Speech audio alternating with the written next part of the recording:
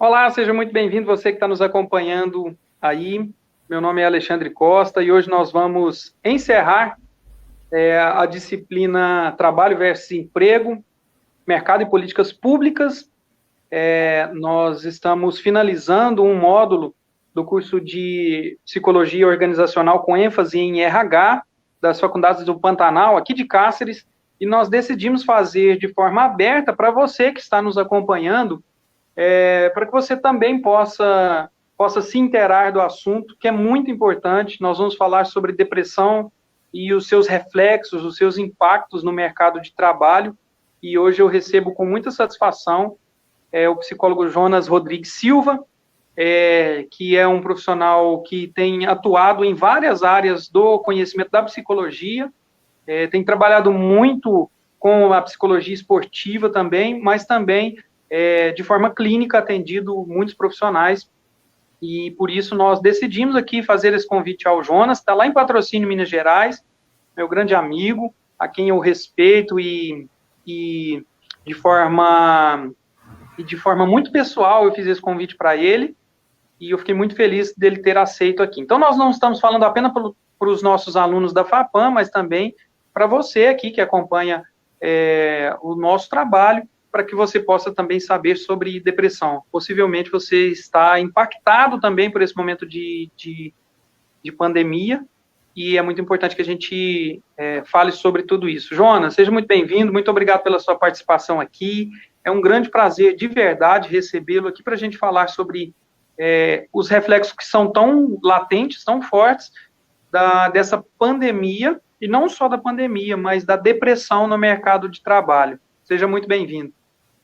Muito obrigado, Alexandre, pelo convite, por todo o carinho que sempre demonstrou. A nossa relação é uma relação de irmandade e, de antemão, quem tem que agradecer aqui sou eu, com os meus sinceros e muito humilde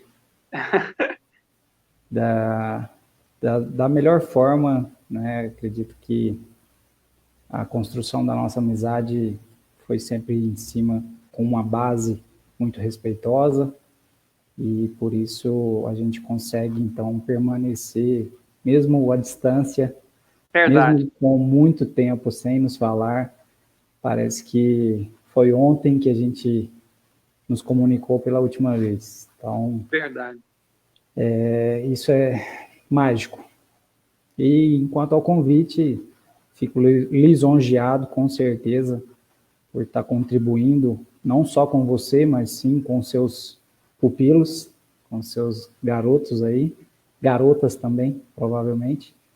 É um prazer enorme estar nessa posição, trazer um pouco da minha experiência dentro da parte clínica, da parte da psicologia do esporte. Eu também consigo desenvolver, já fiz algo voltado para o empresarial, e então eu acredito que soma bastante dentro das suas necessidades. Com certeza. Jonas, quando a gente fala de depressão, e muitos estudos apontam que um número muito grande de pessoas estão depressivas e estão impactadas no mercado de trabalho, tem que se aposentar, muitas vezes tem que se afastar. Muita gente tratava a depressão como frescura, quando na verdade tudo tem mudado, né? A visão das pessoas tem mudado com relação à depressão e ela tem sido tratada como uma doença. Queria que você explanasse sobre isso para as pessoas que estão nos assistindo, aos nossos alunos, mas as pessoas que estão nos assistindo, o nível de reflexo disso. Queria que você fizesse a sua apresentação, que você ficasse à vontade para trazer aquilo que você preparou para nós aqui esta noite. Bacana. Eu vou colocar na tela aqui.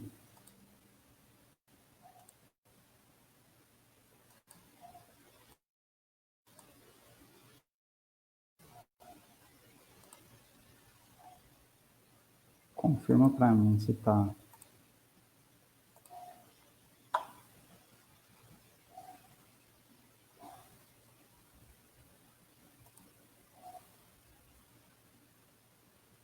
Consegui?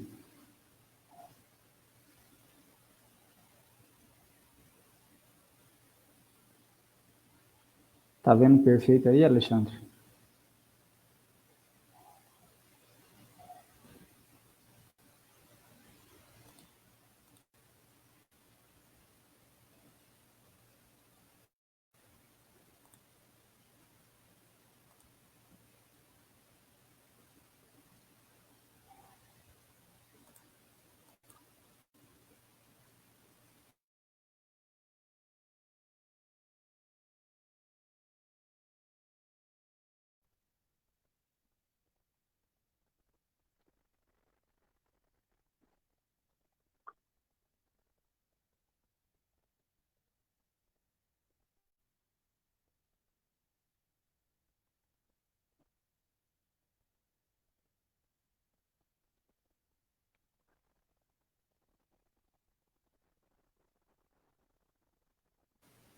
Alexandre? Ok, estou te ouvindo. Tá na Vamos tela ver. aí? Pode. Isso. Aí, isso, excelente. Beleza, então. Ótimo, tá ótimo aí. Então vamos lá. Depressão tira milhares de trabalhadores do mercado todos os anos. O que a gente consegue identificar em cima disso? Como você mesmo já iniciou dentro do processo, a depressão ela sempre foi vista, ou melhor, não vista como uma doença, e sempre como uma frescura, às vezes uma necessidade da pessoa em se ausentar, ou a dificuldade de não estar presente, ou fraqueza, ou falta de fé, e que, na verdade, quem teve ou quem passa por esse momento da depressão sabe explicar muito melhor e tem a condição de traduzir o que é realmente esse processo. Porque, na verdade, quando você tem todos os sintomas da depressão, você acaba desenvolvendo realmente vários tipos e estilos de comportamento nos quais acabam prejudicando o dia a dia. Então, a exposição ela é completamente diferente. A pessoa tem uma tendência natural em evitar ao máximo, porque ela não se sente confortável. Não é falta de fé, porque ela acredita que o Deus ou a crença no qual ela tem está amparando ela, porém ela não consegue ter condições de se locomover, de buscar fora daquela situação ali na qual ela se encontra, e ela não consegue identificar uma saída, porque tudo que ela vai fazer tá ruim. E na verdade, a maior e melhor explicação que eu consigo verificar em cima de depressão é que o externo, o que tem do lado de fora, incomoda muito, porque o interno está completamente confuso, cheio de atritos, cheio de conflitos internamente. Então, por isso, o lado externo fica tão obscuro, fica tão nebuloso, e isso acaba gerando um desconforto enorme. Ou seja, tudo que vem a mim me incomoda. Então, é muito melhor eu ficar aqui dentro, mesmo com todo esse conflito, mesmo com todos os atritos, mesmo com toda essa confusão internamente, eu prefiro ficar dentro do que eu tenho. Por isso, temos uma tendência normal e natural em nos fechar, onde, na maioria das vezes, o nosso quarto é o lugar melhor a se ficar. A nossa cama é o melhor lugar para acolher. E então, na verdade, você acaba tendo todos esses estilos de comportamento e acaba não tendo a condição de combater isso. E aí a gente conhece vários métodos, né? O senso comum, por exemplo, trabalha muito no levanta daí, vamos embora, vamos sair, vamos fazer uma caminhada, vamos fazer um happy hour. E que, na verdade, eu não estou nem um pouco disponível, nem um pouco disposto a fazer isso e acabo entrando mais uma vez em conflito, porque eu tenho que dizer não, porém eu não consigo dizer o não. Eu não tenho forças para fazer isso. E no trabalho não é diferente. Hoje nós temos uma perspectiva de pressão muito maior, principalmente nesse momento agora de pandemia, que é um momento completamente diferente de tudo que a gente já passou nas nossas vidas, e onde a tecnologia, para quem tinha um pouquinho de habilidade, já era um pouco complexo. Imagina para quem não tinha nada de habilidade, era um bicho de sete cabeças. Então, e hoje a gente tem que saber fazer tudo dentro da nossa casa, abrindo toda a sua intimidade, todo o seu momento íntimo ali, vamos dizer, né? Você compartilha com pessoas que não tem, às vezes não tem ligação nenhuma com você, a sua sala, o seu momento, o seu quartinho, às vezes, que é onde você faz tudo. Então, você acaba trazendo pessoas para dentro da sua casa de forma tecnológica, vamos dizer. Você abre o seu espaço e aí não tem mais limite, né? Porque para a tecnologia não tem limite. E isso acaba afetando realmente o processo dentro desses trabalhadores aí no mercado, porque o mercado ele vai cobrar sempre. Ele vê os trabalhadores como matrículas. Então, se você rende, você está ativo. Se você não rende, você passa a fazer parte do quadro de passivos. E nós sabemos que as instituições, elas querem pessoas ativas e não passivas, porque elas precisam de rendimentos. Passando um pouquinho para frente, aqui eu me apresento, sou Jonas Rodrigues Silva, psicólogo, formei em 2014 pelo Unicerp, com especialização em psicologia do esporte e exercício, liderança e coaching em gestão de pessoas.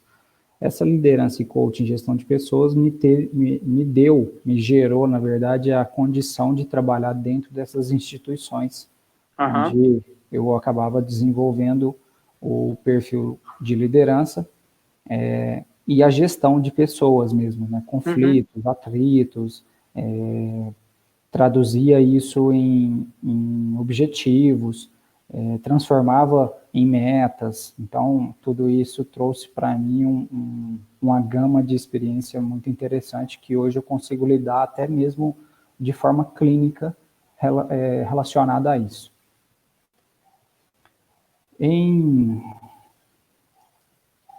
Entre 2009 e 2015, nós tivemos quase 97 mil pessoas que foram aposentadas por invalidez em razão de transtornos mentais e comportamentais, com destaque para depressão, distúrbio de ansiedade e estresse pós-traumático. Ou seja, as questões envolvendo transtorno mental e comportamental, ela está cada vez mais presente, porque nós vivenciamos um momento não só de pandemia, mas um momento onde a tecnologia está muito mais presente no nosso dia a dia, as nossas condições, elas são muito diferentes das condições que a gente tinha anteriormente. Por exemplo, aqui a gente está falando de 10, 11 anos atrás, mas se a gente for pegar ali no tempo de 2000, nos anos 90, essas condições de tecnologia, elas eram completamente diferentes. Claro, isso existe uma evolução, e nós também evoluímos como seres. Porém, em algum aspecto, nós temos dificuldade de entender algumas coisas. Por exemplo, a depressão, ela é um transtorno que acontece já tem vários tempos já. Ela é não é nada novo, né? Nada novo, de 1900 e bolinha, vamos dizer assim. Eu não tenho a data correta para trazer para vocês, mas isso é algo de muito, muito, muito tempo atrás. Ou seja, e é presente até hoje. E por que até hoje as instituições ou as pessoas não conseguem identificar esse transtorno como algo de saúde, e sim como uma frescura, como uma ausência, né? Porque a E eu gente imagino também, né, Jonas, que assim, imagino que para chegar ao ponto de ser aposentado por invalidez é porque o caso está muito grave, né? é muito Acredito que o severo. governo deva, com certeza, as avaliações são bem rígidas por parte do governo, dessas aposentadorias por invalidez por depressão. Então, com certeza, os números são bem maiores, né? Olhando para a Organização Mundial de Saúde, por exemplo, que avalia que será a doença dessa década, por exemplo, que possivelmente será a pior doença a abater as pessoas, né? Agora nós temos o Covid, mas a depressão que leva a tantas outras doenças psicossomáticas também, né? Perfeito, perfeito. E temos aqui também o distúrbio de ansiedade, Alexandre. Uhum. Ansiedade e estresse pós-traumático, né? O que seria o estresse pós-traumático? A gente acredita que sempre ou é um acidente ou alguma coisa, porém, dentro das instituições, a gente também sabe que existe traumas ali. Então, existe um abuso, existe uma agressão verbal, às vezes, que pode ocorrer também uma agressão física. Tudo isso desencadeia essa ansiedade e esse estresse. Tudo isso leva e contabiliza dentro dessa estatística. Ou seja, não é só a depressão também. Nós estamos dando uma ênfase muito grande aqui na depressão, porém, existem outras situações que acabam contribuindo com isso também, que nos leva a desenvolver os estilos de comportamento depressivo. A ansiedade é um desses sintomas que vai prejudicando o nosso sistema orgânico, que vai desenvolvendo esse comportamento depressivo. Contribui muito para que isso desenvolva, entendeu? Então, tudo isso tem que ser muito levado em consideração e não simplesmente olhar e falar, isso é frescura, isso é falta do que fazer, isso é falta de capinar um lote, às vezes, que eu ouço isso muito, muito, muito. Verdade mesmo. Cara, muito respeito. E é triste, né? Doído ouvir isso, né? Muito, porque, na verdade, quem passa por esses momentos depressivos, eles são momentos quase que intermináveis e é um momento muito triste em todos os sentidos, porque você acaba não vendo uma luz, uma solução para que isso vá terminar em algum momento. Basicamente a sensação que a gente tem atualmente, por exemplo, a gente não tem um padrão ou um parâmetro para a gente entender assim, qual é a data que vai ter para que a gente possa voltar tudo ao normal, referente ao Covid. Porque quando a gente não tem data, não tem como a gente se planejar. Por mais que a gente viva sem fazer planejamento, mas a gente precisa de data. Se a gente tem uma data... e talvez seja um dos principais problemas para a ansiedade é justamente a falta dessa data, desse retorno, da possibilidade desse retorno. Talvez isso tenha causado muita ansiedade nas pessoas justamente por falta disso, né, de uma informação concreta. Nós, seres humanos, temos geralmente, quando nós não estamos no controle de uma situação, a gente tende a ficar ansioso, né, a ficar triste, é bem complexo isso, né? Porque, querendo ou não, a gente acaba desenvolvendo o perfil dominador, né? Então, a gente precisa dominar o processo. Que, na verdade, a gente não... Eu falo dominar, e que, na verdade, eu troco esse domínio pela a palavra controle. Controle, a gente tem uma tendência normal e natural em querer controlar tudo. Por isso eu troco, isso é uma questão minha de dentro do consultório, eu troco o controle pelo domínio. Se você aprende a dominar tudo isso, você acredita que as coisas vão acontecer natural. De toda forma, elas vão acontecer, querendo ou não. Ou seja, você tendo controle ou não tendo controle, elas vão acontecer.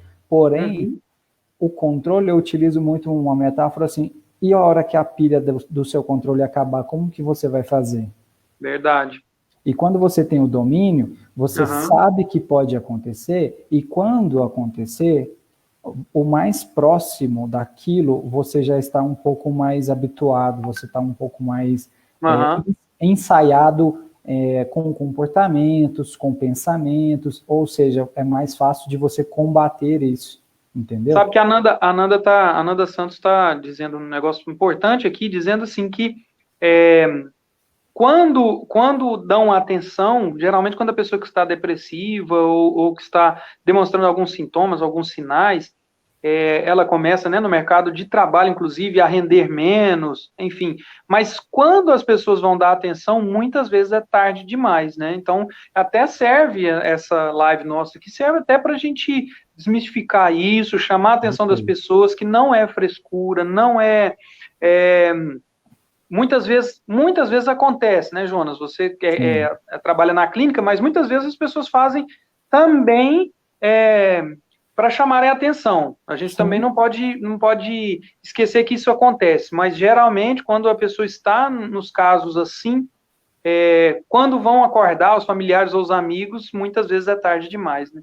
Sim, isso acontece muito, Alexandre, principalmente no comportamento suicida, que é a necessidade de chamar atenção, que as pessoas imaginam e acreditam que, não, está fazendo isso só para chamar atenção.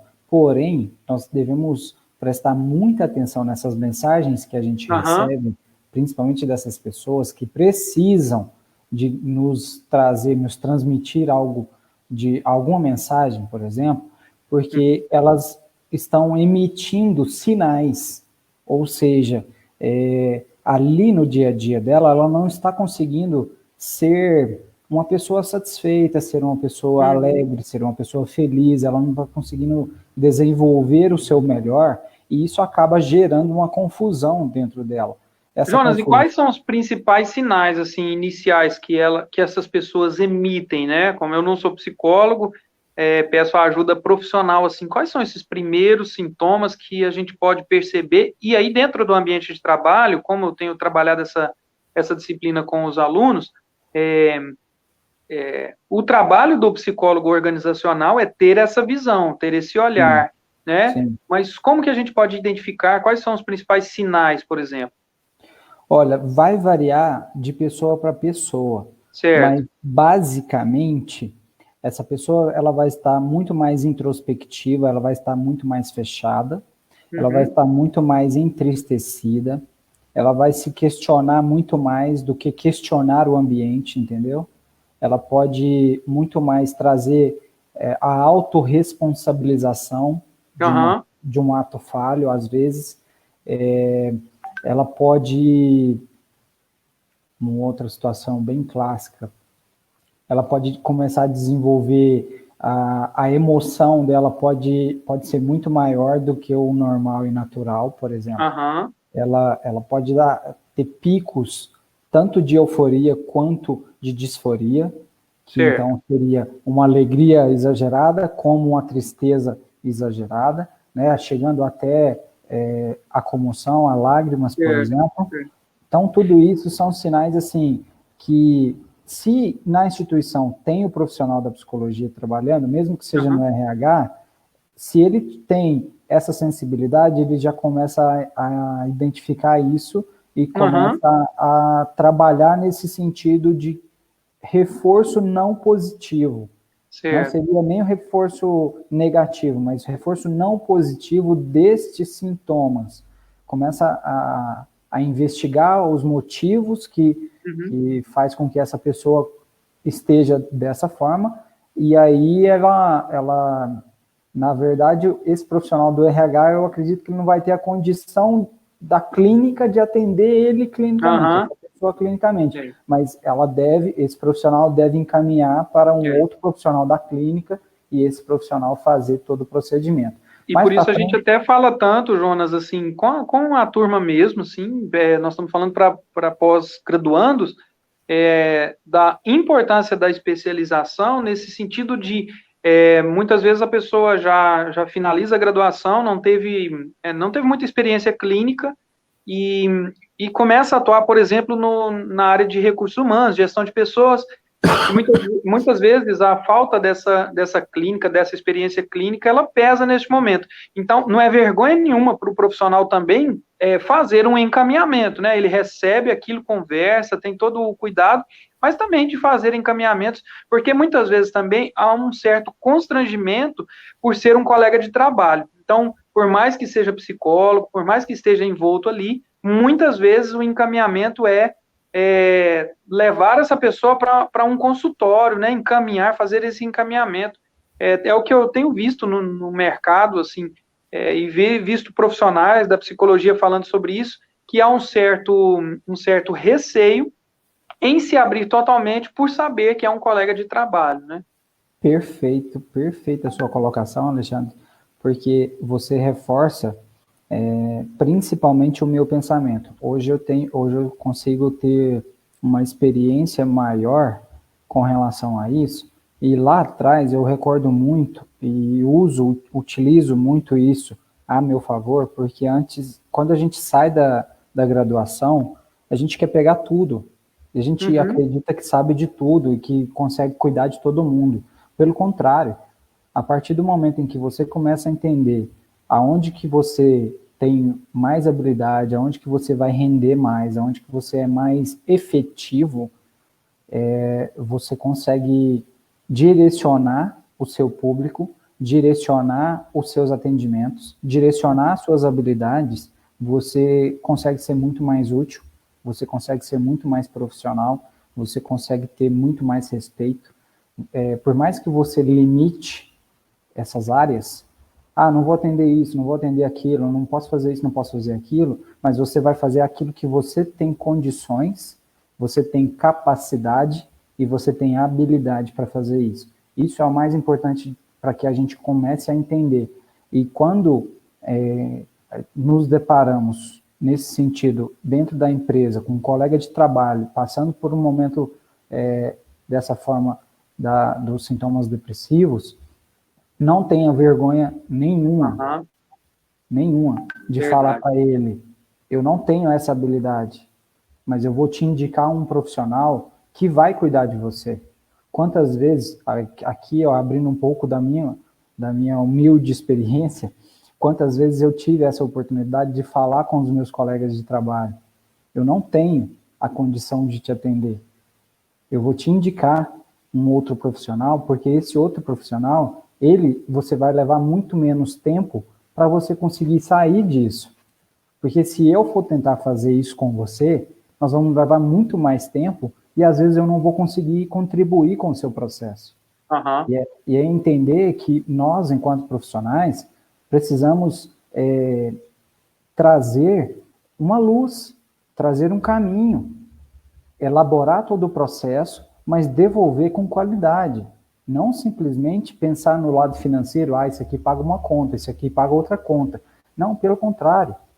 O dinheiro, o lado financeiro, isso é consequência do seu trabalho. Se você for uma pessoa ética, se você for um profissional ético da sua parte e conseguir desenvolver todas essas situações.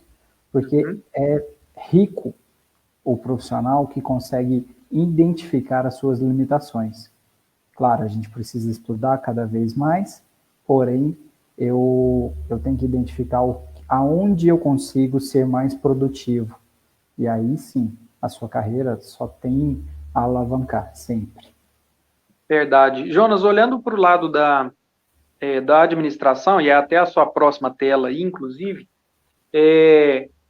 a gente sabe o número muito alto de absenteísmo, de turnover dentro das instituições, dentro das empresas, número de demissões, o número de admissões, o fluxo de pessoas entrando e saindo das instituições tem aumentado, isso drasticamente, inclusive, e também passamos por uma geração que não se apega muito às coisas, né? Na nossa época, os nossos pais, eles tinham as suas atividades e ficavam ali. Eu lembro, né, meu pai trabalhou mais de 30 anos em uma emissora, depois foi trabalhar em outras, mas assim, foram muitos anos na mesma emissora, e aí quando a gente pega, por exemplo, exemplos de pessoas mais antigas, geralmente a pessoa trabalhou 25, 30, 35 anos na mesma empresa. Hoje, em função até da visão da sociedade, é de que você sempre tem que estar mudando, sempre tem que estar galgando novos degraus,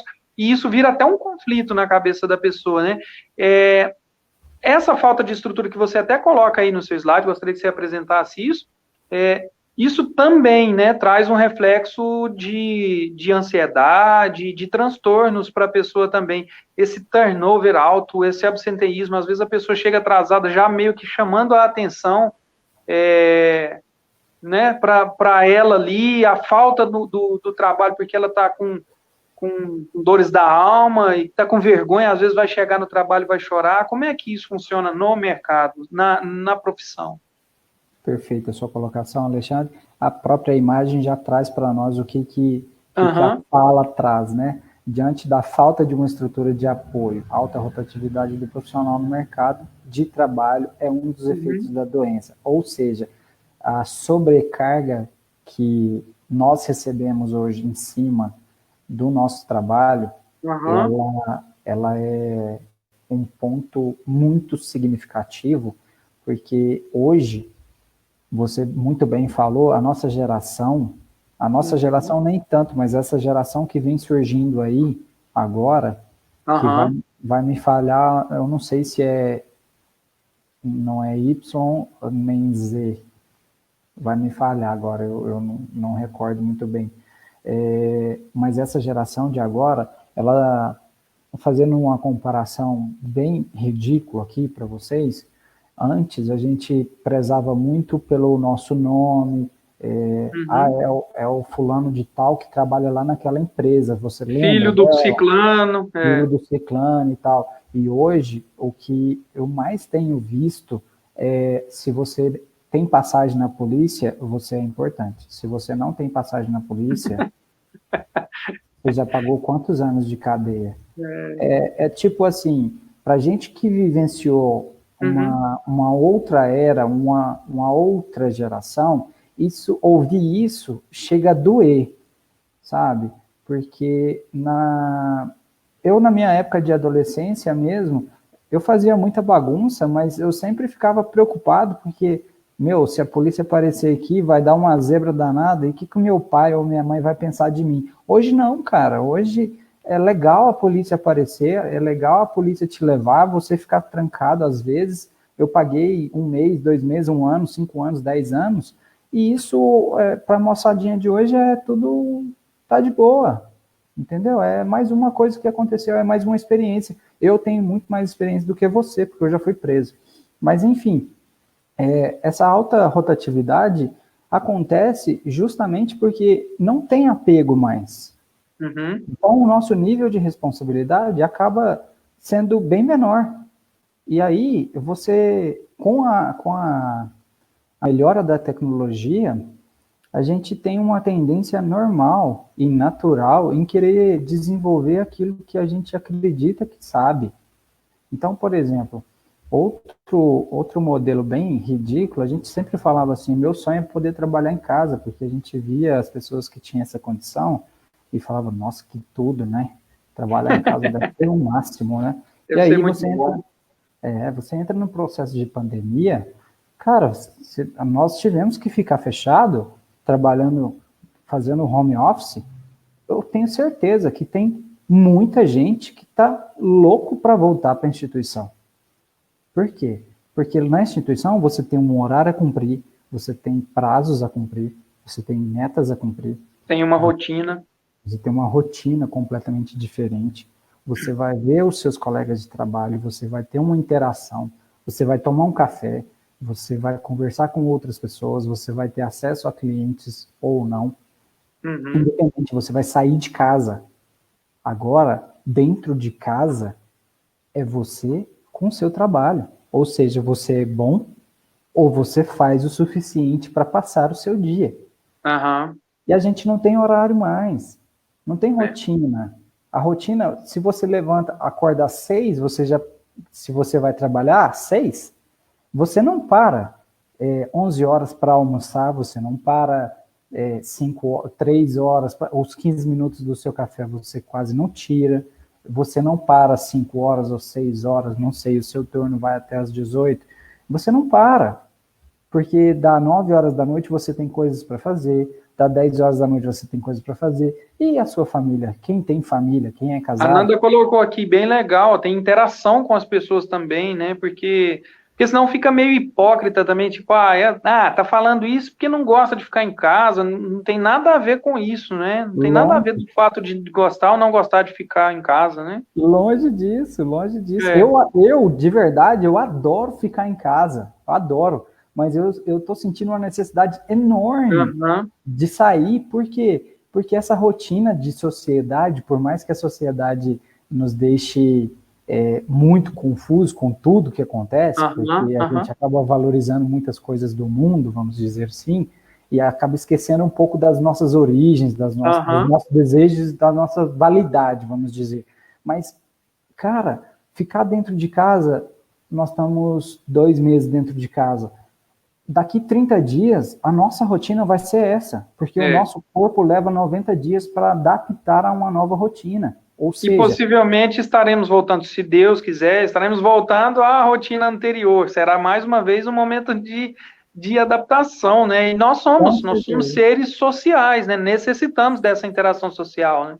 Sim, não só da interação, como de pertencer a algo. Nós pertencemos a alguma tribo, por exemplo. Então, lá no seu emprego, você tem a sua turminha do seu emprego, você tem a turminha do happy hour, você tem a turminha do futebol, você tem a turminha do seu esporte que você pratica. Qualquer coisa que você faz, você sempre vai ter as suas tribos, porque a gente precisa pertencer a algo. Isso nos traz o comportamento de utilidade. Eu sou útil para alguma coisa, para alguém. Então, isso fortalece muito o nosso interior. E quando a gente não tem isso, automaticamente eu não me sinto útil. Se eu não me sinto útil, qual é o meu valor? Principalmente no mercado de trabalho. Se eu não sou útil. Porque hoje a gente está encontrando muitas questões de tecnologia. Então, muitas pessoas que não tinham habilidade tiveram que desenvolver essa habilidade. E isso, às vezes, no retorno dessa rotina, às vezes pode ser substituído pela tecnologia. Verdade. Então, será que sua função real, ela é tão importante, tão necessária assim? Sabe, Jonas, que nós não combinamos essa fala sua, mas eu propus aos alunos aqui um trabalho de conclusão dessa disciplina justamente para que eles saíssem da zona de conforto. E eu propus a eles que a avaliação fosse feita em vídeo, uma gravação de vídeo, e que eles me mandassem essa gravação.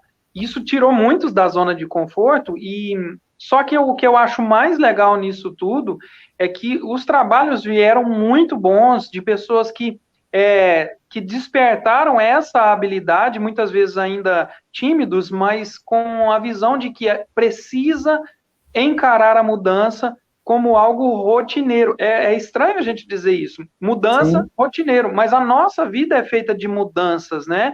A gente tinha um padrão de vida, a gente tinha amigos, a gente tinha pessoas diferentes há um tempo atrás, e que a nossa vida vai mudando. E isso também no ambiente de trabalho. Não só a forma como a gente trabalha, mas as tecnologias que vêm chegando. E muitos deles, apresentaram ideias que são inovadoras e totalmente aplicáveis. Então, o fato de ligar um celular e gravá-lo, parece algo extremamente simples, mas é muitas vezes assustador. Como eu estava conversando com a Tati, a sua esposa, que é professora, mas é uma mudança. Como você disse, primeiro a gente falava numa sala de aula, estávamos ali fechados num ambiente, na nossa tribo, o professor com o seu controle como professor. Hoje não mais, hoje quem não trabalhou metodologias ativas, quem não estava ligado nessa mudança, está tendo muita dificuldade para poder fazer essa adaptação. E é muito importante a gente bater nessa tecla, né? O mercado de trabalho exige a resiliência e a visão de que mudanças são necessárias até mesmo para o nosso crescimento, né? Eu dizia, isso eu vou abrir um pouquinho aqui do meu relacionamento para vocês. eu dizia muito sobre isso com ela, a questão do desenvolver. Porque quando você fala do especial do professor, infelizmente a gente tem uma metodologia de ensino que ela é muito engessada. Aí a culpa não é do professor. Não coloco a responsabilidade em cima de vocês. Pelo contrário, o professor, dentro das condições nas quais ele encontra, ele acaba tendo que desenvolver aquilo. Porém, hoje nós modificamos completamente o modo de aprender. Então, se você não pega na massa, vamos dizer, você não sai dali sabendo. Você não sabe fazer as coisas, vamos dizer assim. E esse momento fez com que essa classe, principalmente, tivesse que se reinventar. E nesse reinventar, descobriram muitas possibilidades, muitas capacidades e muitas formas diferentes de trazer o conhecimento para quem tem a necessidade de aprender, principalmente na escola. Eu vejo que, assim, cara, hoje, o meu filho com 6 anos de idade, a escola tem a oportunidade de colocar um aplicativo no celular, mesmo que seja do pai ou da mãe, para desenvolver a habilidade do menino em aprender, independente do que é. Então, não adianta eu falar para você que, cara, a tecnologia ela vai atrapalhar o desenvolvimento do meu filho. Não, pelo contrário, usa isso a seu favor. Utiliza do lado positivo, claro, com muita restrição, com muita sabedoria, porém utiliza isso a seu favor, porque isso que está aqui para a gente, olha, vocês estão no Mato Grosso, a gente está falando pela plataforma do Facebook, a gente pode estar chegando para o mundo inteiro. Verdade. Ou seja, você tem essa oportunidade, então faça valer a pena. Cara, lógico, é difícil, tem uma questão de timidez, tem uma questão de habilidade, tem uma questão de, eu não falo bem, eu não faço isso, eu não consigo fazer aquilo. Ok, são bloqueios, são limitações que você já identificou, porém, comece a trabalhar isso a seu favor, não contra você, não potencialize isso contra você, potencialize a seu favor. Aí sim, o céu é o limite, vamos dizer. E sem falar que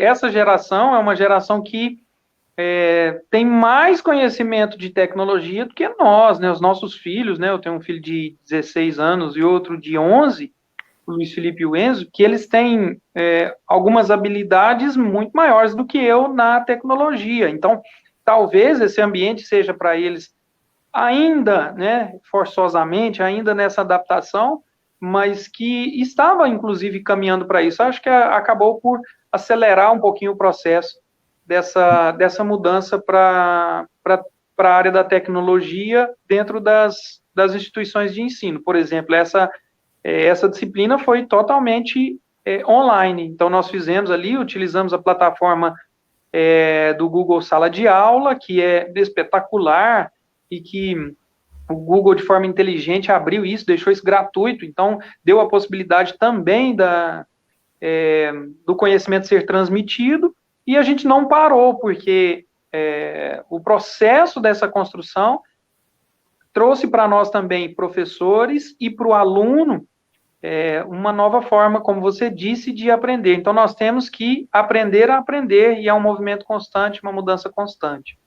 Isso é desenvolvimento. Isso é evolução. Ou seja, nós somos seres humanos em evolução constante. Sempre, verdade. Então, não pense que você vai nascer de uma forma e vai morrer dessa mesma forma. Pelo contrário. Síndrome da Gabriela, né? Não, longe disso. Longe disso. Você tem todas as suas condições de ser pessoa muito melhor cada dia que passa. Cabe você ou não querer, vamos dizer, né? Quando você traz a facilidade que esses meninos hoje têm pela tecnologia, ela é tremenda. Teve uma situação aqui comigo que a gente precisou montar um vídeo. De verdade, eu devo ter ficado uns 2 dias montando esse vídeo e no final quase que não deu certo. Ainda brinquei com a minha esposa no final, assim, logo depois de tudo. Falei, se tivesse entregado na mão do meu sobrinho, que tem 11 anos de idade, ele tinha montado isso em 30 minutos. Verdade. Básico, básico. É.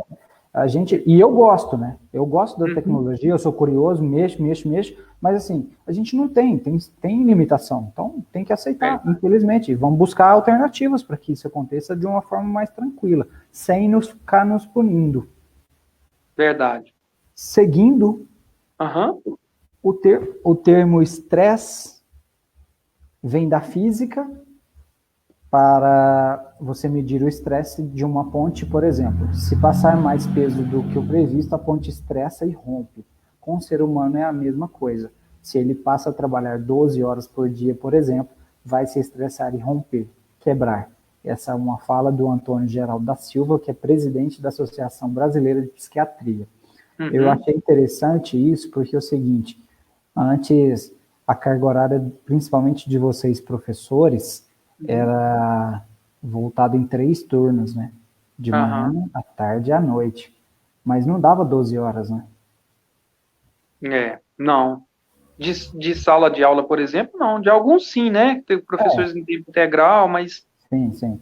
Mas na maioria, Ah, provavelmente não daria 12 horas. Hoje vocês acabam trabalhando sim. 14, 15, às vezes 16 horas por dia. Tá podendo olhar para vocês? É.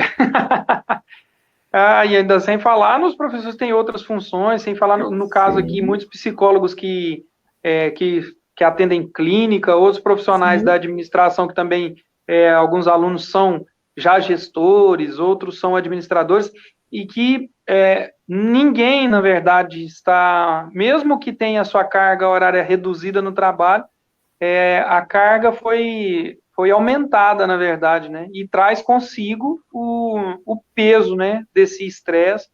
E algumas pessoas até estão comentando aqui, a Lucinéia está falando sobre o fato de ter que ficar em casa, além da função que normalmente tem que fazer, como professor, como psicólogo, como administrador, enfim, como qualquer atividade que você faça. Além de tudo, você ainda tem que exercer o papel de professor de seu filho, colaborar ali dentro das plataformas digitais, os que estão tendo que fazer Sim, assim. sim. Muitas pessoas que estão trabalhando, seus filhos tiveram que ser encaixados com algum familiar, porque não tem com quem deixar, e você continua Sim. trabalhando. Então, são inúmeras situações que, assim, que trazem estresse e ansiedade, inclusive para as crianças também, que a gente não pode também achar que a criança não vai sofrer com estresse, com Perfeito, tristeza, com depressão. perfeito. Porque a gente percebe o quanto tá tudo muito diferente, tá? E Aham, como é tudo muito novo, a gente não sabe, a gente não tem o modelo de como prosseguir. Ou aham, seja, o seu comportamento também é algo novo, então te gera uma surpresa. E nós, aham, enquanto seres humanos, nós temos uma dificuldade enorme de saber lidar com o novo. O novo nos assusta.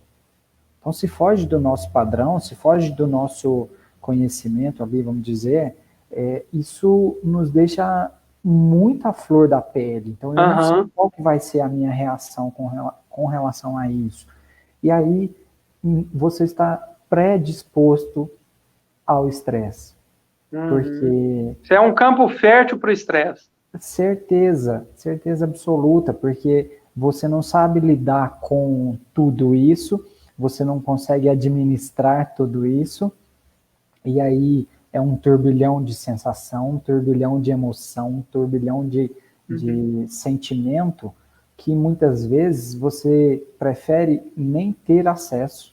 Uhum. Verdade. Que na rotina normal e natural, você bloqueia muitas coisas, você não se permite a outras coisas, e agora nesse momento você está tendo que entender, identificar, saber lidar. Então é tudo muito complexo, muito rápido, e que você Uhum. tem que se adaptar muito rápido a tudo isso Verdade. e ser uma pessoa exemplo, É. forte, principalmente para os nossos alunos aí que são psicólogos. Eu sinto isso na pele, mas você é psicólogo, você não pode desequilibrar, você não pode chorar, você não pode ter comportamentos inadequados, vocês têm que sempre ler a mente, você tem que saber de tudo, mas por que você não sabe isso? Você tem que ser um modelo. É. Não, gente. Não, não se preocupe com isso. Antes de você ser psicólogo, você é um ser humano. E o ser humano tem isso, é a sua essência.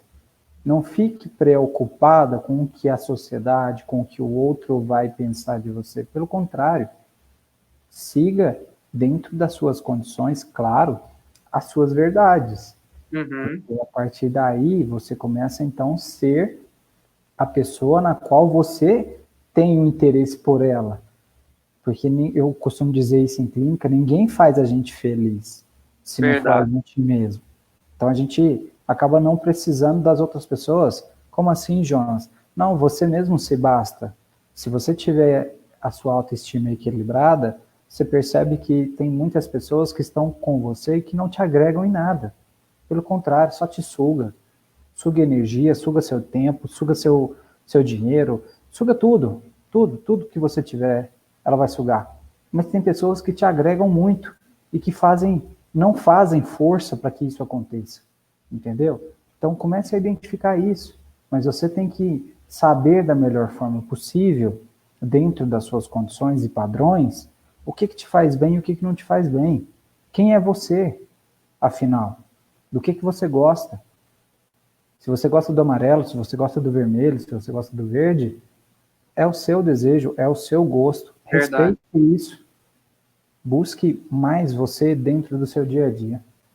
E além disso tudo, ainda tem o fato que tem acontecido com muitos, tem impactado muitos, de serem, por exemplo, de passarem pelo sabor de ser demitido, por exemplo, de ter Sim, de ter seu trabalho suspenso, de ter sua carga diminuída, enfim, isso tudo também traz não só uma preocupação com o lado financeiro da questão, mas também com a preocupação, né? Ah, o que que o outro vai pensar? Ah, se eu for demitido, o que que o fulano, o que que o ciclano vai pensar? Enfim, muitas vezes, né, Jonas, a gente está muito mais preocupado com o que as outras pessoas vão pensar de nós do que nós mesmos, as pessoas que estão muito próximas de nós. E como você disse, pessoas muitas vezes que chegam desapercebidas devagarinho na nossa vida e agregam de uma forma tão maravilhosa e muitas vezes a gente não dá valor, a gente dá valor naquela que apizinha, que fica, que explora, né? Então isso é uma avaliação que nós temos que fazer da nossa vida mesmo, como conceito mesmo, né? Um conceito de vida e sim, que sim. as pessoas, que a gente preocupe menos com a opinião das pessoas e mais conosco, que com certeza ela trará benefícios para as outras que estão em volta também, né? Duas situações muito importantes. Primeiro, você conseguiu identificar aí um sintoma de ansiedade, né? Aham, Nós estamos preocupados em responder se eu uhum, for demitido. Eu tenho que responder à sociedade porque quais são os motivos aham, que ocorreu para a minha demissão. Cara, isso é seu, isso é, é da instituição. Então, assim, eu não vejo uma necessidade na qual você tem que trazer isso a público. Ah, fui mandado embora por causa disso, por causa daquilo, porque a pandemia, a empresa fechou, não sei, nananana, um monte, N é, possibilidades. Ou seja, o que você tem que apresentar, para que você tem que apresentar isso para a sociedade? Longe disso. A sociedade te agrega nesse ponto? Sim ou não? Você tem a condição de identificar. E outra, a... Ixi, agora me fugiu. Perdi a linha do raciocínio aqui do que eu estava para falar. Mas é no sentido do... meu Deus. aí ó, a idade vai chegando, é assim que acontece. Ah, eu vou lembrar daqui a pouco. Vamos passar para frente, eu lembro e eu retorno. Ok, Jornada exaustiva, ambiente insalubre, falta de pausas, divisão injusta de tarefas, não recomposição de horas trabalhadas a mais. Todos esses fatores são potenciais desencadeadores de transtornos mentais e comportamentais no trabalho. Quem uhum. aqui nunca fez uma jornada exaustiva? Que levante a mão. Quem aqui Verdade.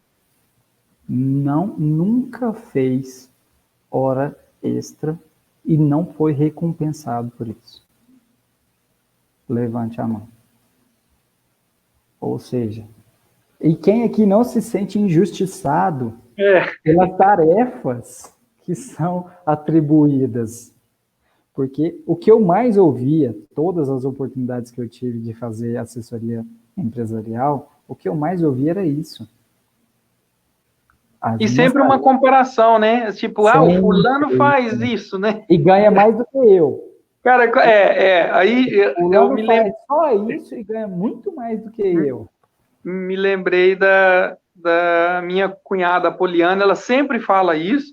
Ela fala assim que a insatisfação do ser humano surge quando ele parte para comparação. Então ele quer sempre comparar com o outro, né?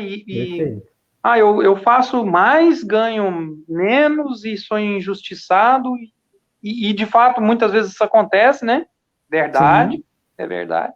Mas muitas vezes também a gente exagera também. Em parte a gente exagera, né? Aí sempre é aquela história, né, Jonas? O patrão acha que está pagando muito, o funcionário acha que está recebendo pouco, o serviço está lá, você precisa executar. É sempre assim. É desse jeito que funciona. Para começar, né? Só de estar comparando já está um nível errado, vamos dizer, porque cada um vai desenvolver de uma forma diferente, por mais que sejam as tarefas idênticas, as mesmas coisas, cada um vai desenvolver e vai entregar de uma forma diferente, porque nós somos diferentes. Independente do que você faça na sua vida, as condições que você vai ter, as condições que você vai encontrar, e a interpretação que você vai ter sobre isso ou sobre aquilo vai ser completamente diferente. Por exemplo, o que eu trago para vocês, o que eu tento transmitir para vocês, cada um vai ter um tipo de interpretação. Por causa da sua própria vivência, né? Sim, vai servir para alguma coisa para um, vai servir para outra coisa para o outro. Então, não leve tudo que você vê, ou não leve tudo a ferro e fogo, vamos dizer assim. Tenha um jogo de cintura com relação a isso ou aquilo, para você entender realmente essa pessoa tem uma jornada exaustiva. A pessoa que contribuiu aí, não vou recordar o nome, Lília? Não, nós chamamos Lucinéia, Nanda. Lucinéia. Além de tudo isso, ainda tem os trabalhos domésticos, vamos dizer. Ela é uma funcionária que ela está em home office, ela responde pela uma instituição, ela tem que ser a professora do filho, ela tem uma jornada doméstica, ela é esposa, ela é mãe, ela é mulher, ou seja... Verdade. Nosso dia tem quantas horas mesmo? 36, 48, né? Só 24, né?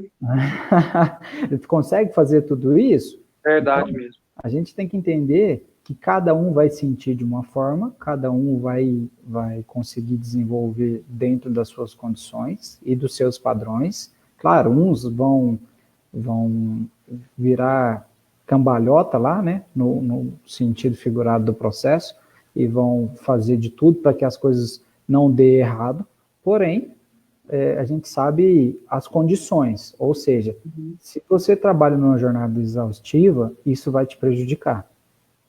Então, você precisa de enxergar qual é real o seu valor. Se você identifica que o seu ambiente é insalubre, a primeira coisa que você tem que fazer é se policiar e também se valorizar nesse sentido, porque tem um acréscimo aí de valores, vamos dizer. Falta de pausas, se a gente for levar isso ao pé da letra, o advogado que estiver nos acompanhando, por exemplo, pode entrar com uma ação contra essa instituição, porque isso cabe como trabalho escravo.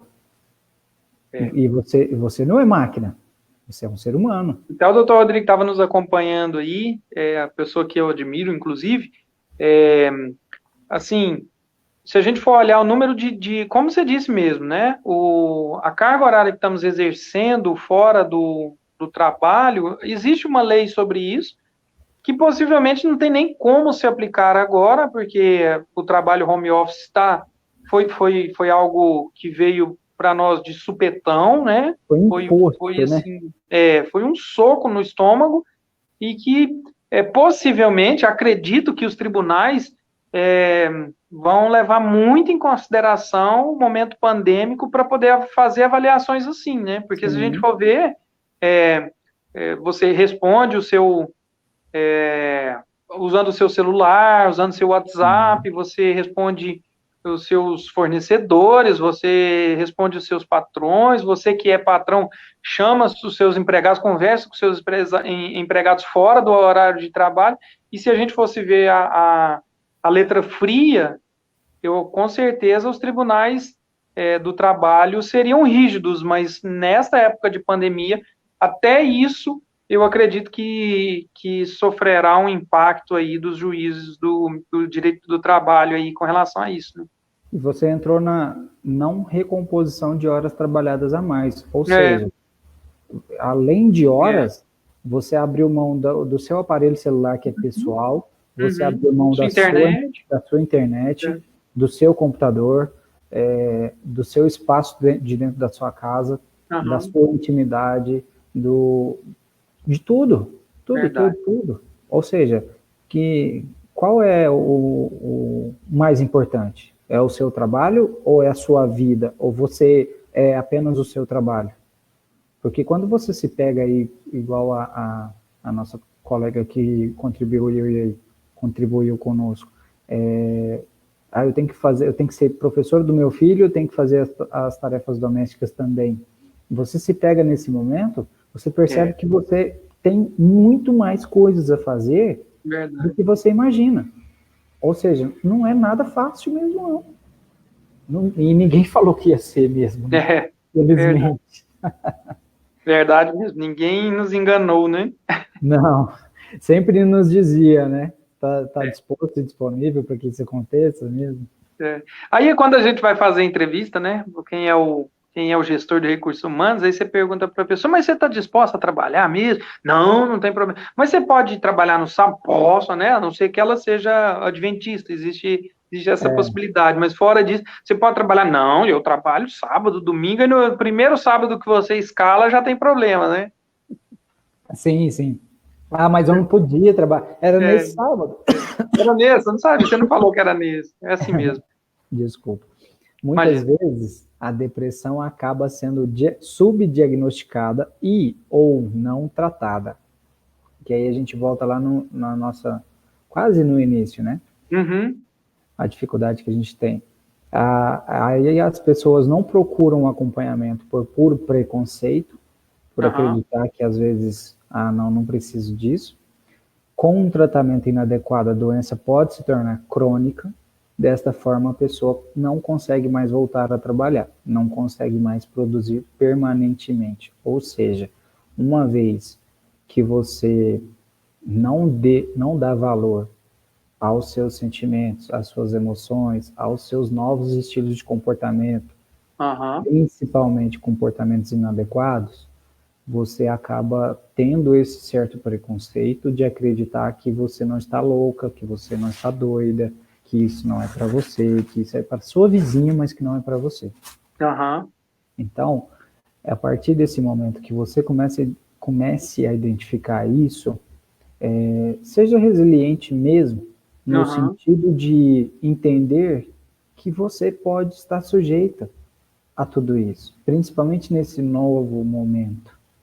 Nesse momento onde tudo está muito difícil, está tudo muito complexo, é tudo muito novo. Então, e nós temos uma certa dificuldade de aceitar isso. Não fique relutando, não fique acreditando que amanhã vai passar, que depois vai passar, e que é só uma fase, e que eu vou orar e Deus vai me curar. Gente, nós precisamos entender que eu acredito muito em Deus, muito. Sou fiel.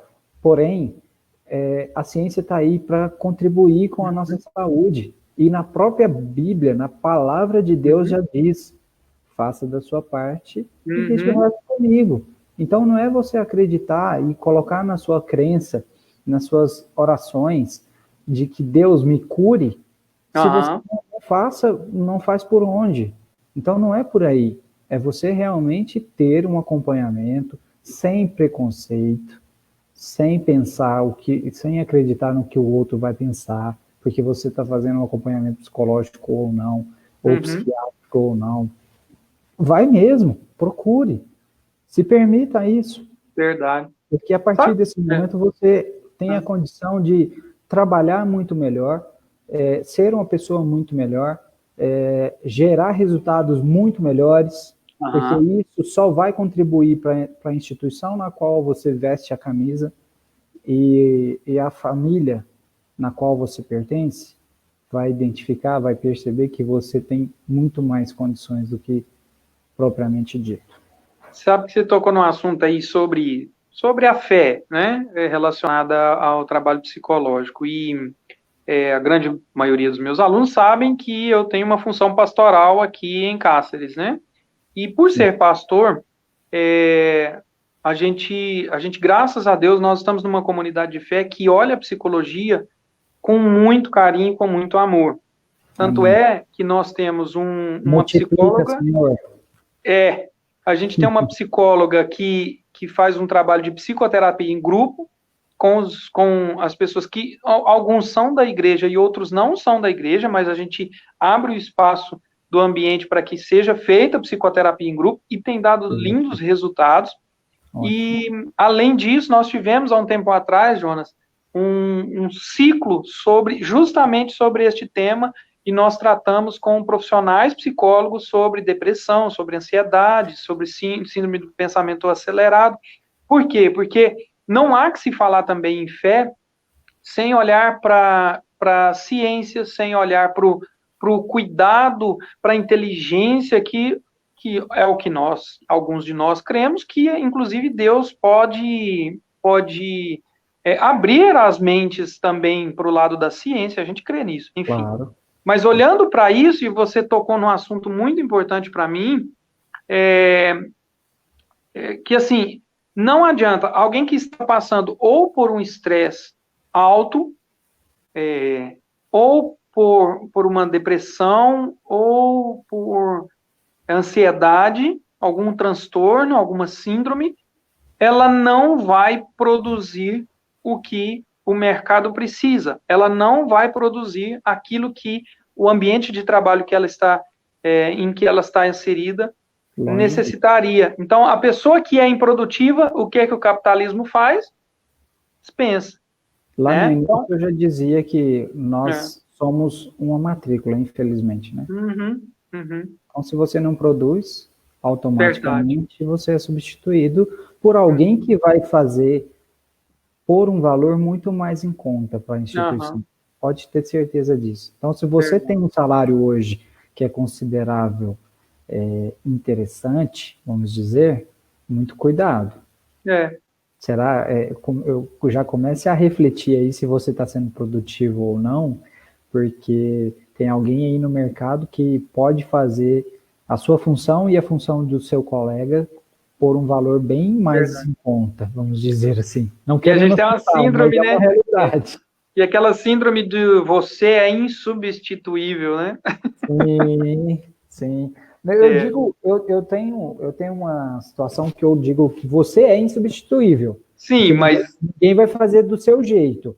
exatamente. Porém, os valores são completamente diferentes. E quando a gente olha para as relações humanas, de fato, você é insubstituível, né? Você é uma Sim. pessoa única e exclusiva para as relações humanas. Mas no ambiente de trabalho pode ser que ninguém faça como você faz, porém, mesmo fazendo diferente, é possível. A gente não pode ficar num pedestal de achar que nós não seremos, que nós somos pessoas que não podem ser demitidas, não podem ser, né, dispensáveis, enfim, Eu costumo dizer que isso é a zona de conforto, né? Se você se permite a ficar e permanecer ali nessa zona de conforto, você deixa de evoluir, deixa de desenvolver. E não é a nossa função. A nossa função é sempre estar evoluindo e desenvolvendo para o nosso melhor acontecer de forma natural. Então, não tem muito o que dizer sobre mais do que isso. E por fim, fica aqui meu muitíssimo obrigado. Eu quero, aí, se você me permite, Alexandre, Claro. esse QR Code é o meu contato direto. Quem tiver a oportunidade aí, só mirar a câmera que vai fazer a leitura do QR Code, você já vai ter a condição de adicionar o meu contato. Eu me coloco muito à disposição de todos vocês.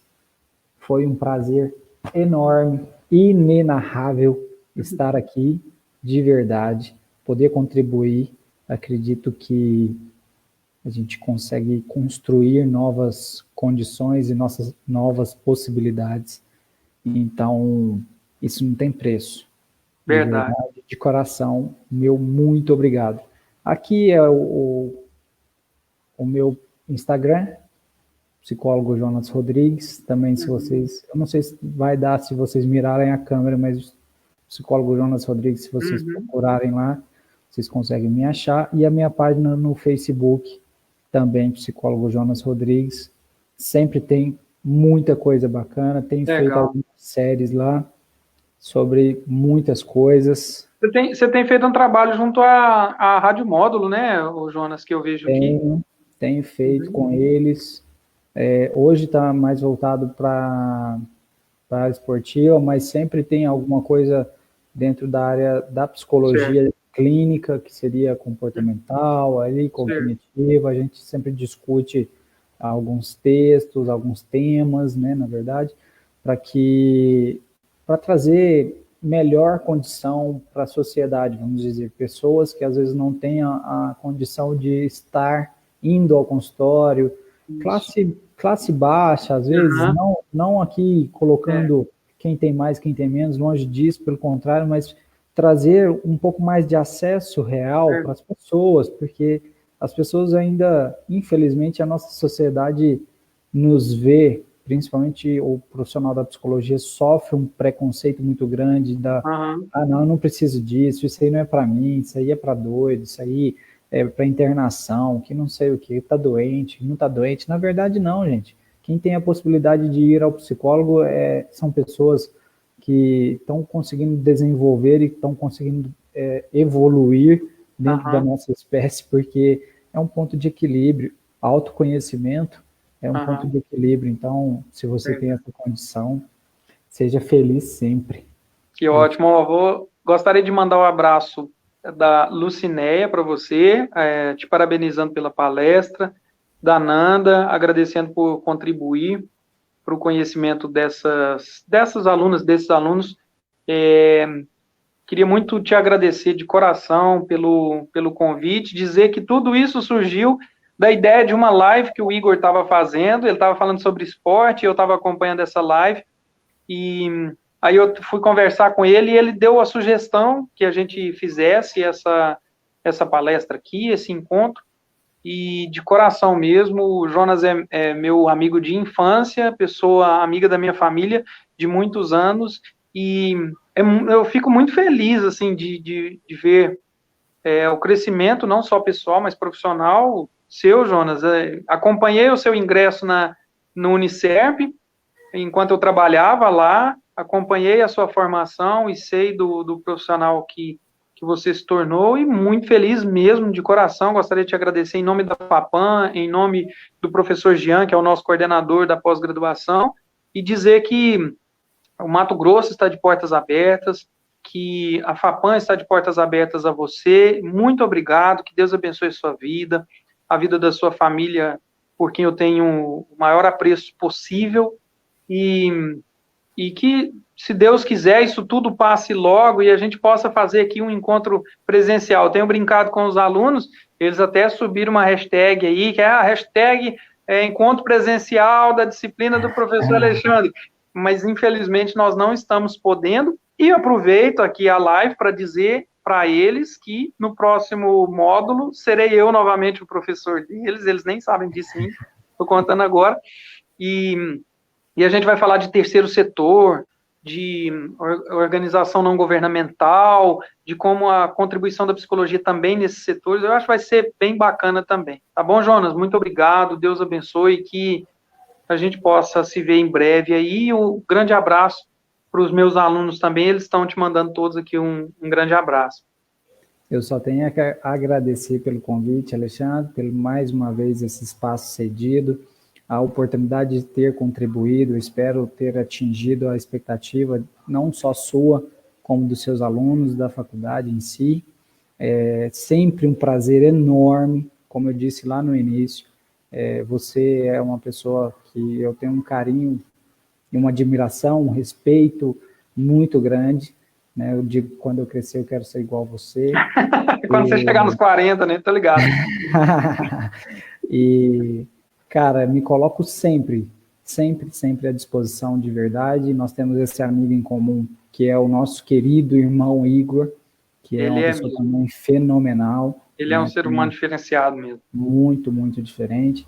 Que vai brigar comigo, porque eu não passei o link para ele assistir. Ixi, ainda bem que está gravado aqui, nós vamos compartilhar agora. Amém, amém. Mas conte sempre comigo de verdade, o que eu puder contribuir, você sabe que é de muito coração. Sei disso. E as pessoas nas quais mandaram aí os abraços, eu retribuo daqui, com certeza, tá? Depois você responde lá nos comentários, depois você responde lá. Ah, sim, perfeito. Combinado, então. Beijo, viu? Deus abençoe sua vida. Obrigado. Tchau, alunos. Um abraço. Tá aí, tá? Novidade para vocês. O nosso próximo módulo será também comigo. Não chorem, não sofram.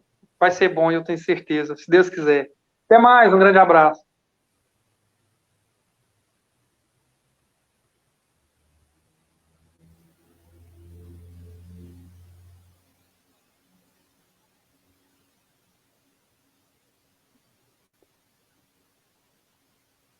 Vou só finalizar aqui a transmissão.